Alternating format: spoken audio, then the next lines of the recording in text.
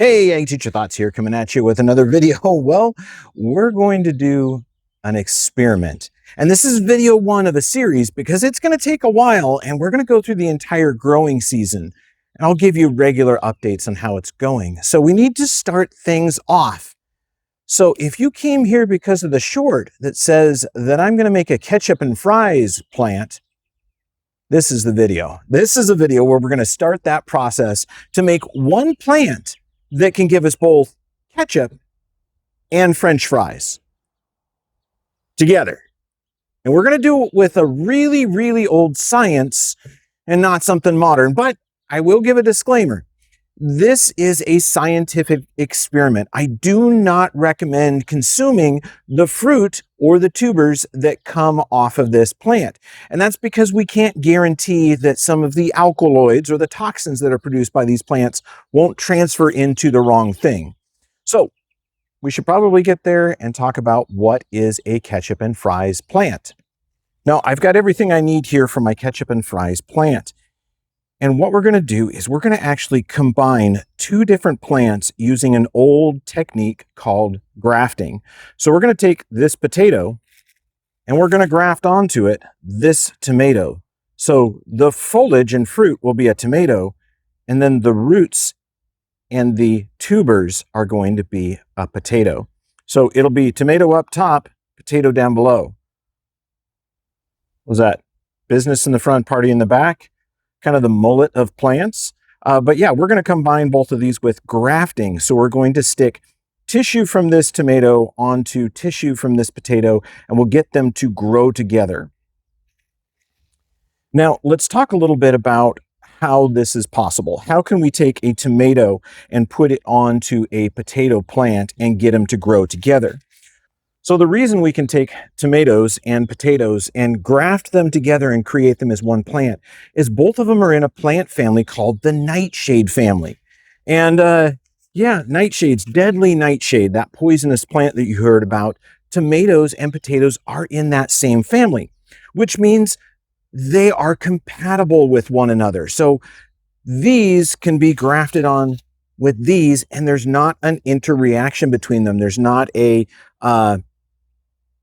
inconsistent, how would we say that? Well, it's like giving a blood transfusion. The blood that's in the tomatoes is the same as the blood is in the potatoes, and they get along, so we can actually put them together. Now, with these, we are going to take the top of this and we're going to cut and graft it onto the stem of the potato. So we've got to grow a potato plant, and then we've got to grow a tomato plant to get our one plant. So what we have going on is we're going to do grafting, and I'm going to explain a little bit of how that works. So this is my teaching example that I use when I teach grafting. This is a walnut tree, and this was one tree. Down below the rootstock of this was a black walnut, but the fruiting body or the top of the tree was an English walnut. So what they did is they grew a black walnut tree, and you can kind of see where that was growing down through here. And then they came in and they added a little branch or a graft. In this case, they were doing, I think this is a cleft graft. They came in and they added this little sprout of an English walnut in here, and they put it in there. There's a little bit of the sealing material that they used still inside. And this tissue came in and grew together. You can actually see the line of where those plant cells matched together. This one you can actually see there's a little bit of black walnut that came up there too. But right in through there, there's a line of cells where one side of the cells is English walnut and one side of the cells is black walnut. But they're both walnut trees, so we can take a branch from one and put it onto the branch of another. Just like the tomatoes and the potatoes, they're in that same plant family, so we can take a branch of a tomato and graft it onto a branch of the potato. So we're going to put those together. So as you can see, I've got the starting points of this. Now, one of the reasons why I haven't done this experiment earlier is I'm in the state of Idaho. And if you saw my other short about illegal potatoes, I had to wait till certified seed potatoes were available for purchase this spring in my state. Idaho has really big rules about planting your own potatoes, especially ones that come out of the store from a bag. We get potatoes here that are from Idaho, from Washington, from Oregon, and sometimes other states. And the State Department of Ag pretty much decides that if it's a eating potato, one that's destined for produce section of a grocery store, if it comes in with a plant pathogen in there, chances are it's not going to enter into our potato growing area. People cook and eat the potatoes, and then the pathogens would be destroyed.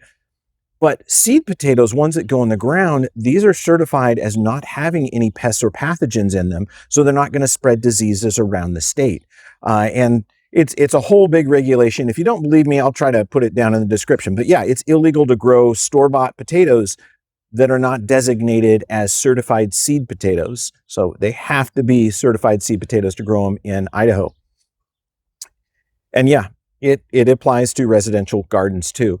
And I have talked to some state ag folks about that. They were the ones that let me know that I was new to the state. And hey, by the way, you can't grow your own potatoes. You have to have certified seed potatoes. So that's what we're going to use. So let's go ahead and start putting this together. We're going to do some transplanting of our tomato seeds, or our tomato starts. And then we're going to plant our potatoes. We're going to put some of those in the ground so we can get that going. If you've been following the channel for a while, you'll recognize that these tomatoes are the seedlings that I planted in our indoor grow area to test my grow lights. And they're going to be just about the right size by the time my potato starts get big enough for us to do some grafting.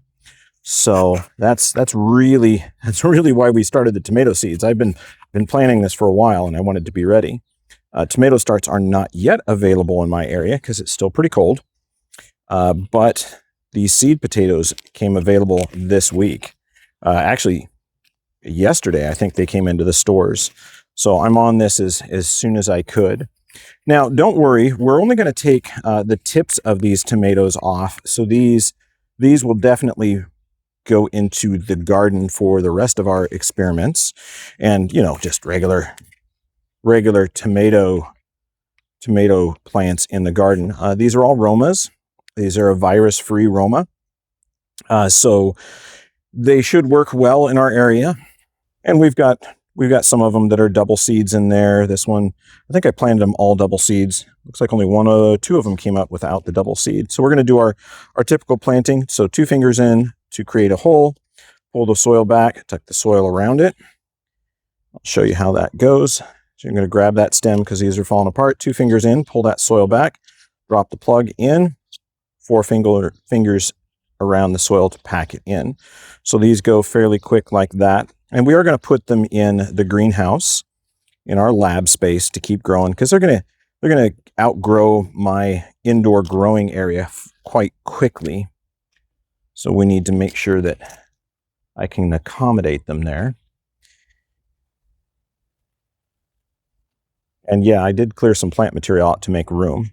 Okay, let me show you that planting again. 2 fingers in, pull the soil back, shove the plug in, put the soil around it. It goes really quick, just like that. I've done this hundreds of thousands of times, planting plugs. These should be perfect. And yeah, when we take the tip out of these for our graft, it's going to leave us with tomatoes to do some other experiments with. Ones I'm kind of excited about. But yeah, Romas, I chose a sauce tomato for this project. I'm actually doing this all correct, which is amazing. All right, let's get this cleared off here. And I've got 3 varieties of potatoes, and I'll put a link or a description down in the bottom of what the actual varieties are that I'm using, since I don't recall, and it's actually on my phone. But we're going to just take a couple of starts of these, and we're going to put them in there.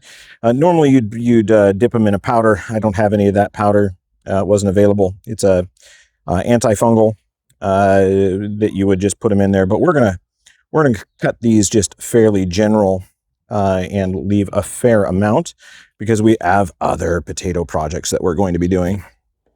So there's one of our reds. We'll just take him and we're going to plant him in our pot. Pretty much just stick him down in that soil. Make sure that the eyes are up. We're going to cover them up a little bit so we have some depth for where the stem is. We're going to take that and we're going to put it back in our bag. Okay, so there's one. I think this is the Yukon, if that's what this one was. I'm gonna just do the same thing. Just dig a hole, drop them in, cover them up. We'll do another one here. Let me get that one back in the Yukon bag. And with this, the fun thing about what we're doing with this is I have a coworker who has volunteered himself to try this at home. So this is something I say is an experiment you can try at home. But again, I do caution you, don't consume the potatoes or the tomatoes that resort from this experiment. So why do I say that we're not supposed to eat the tomatoes or the potatoes that come off of our Ketchup and Fries plant? Well, that's because there's something called alkaloids in the tissues of tomatoes and potatoes. You don't find alkaloids in the starch of the potato, but is in the potato skin.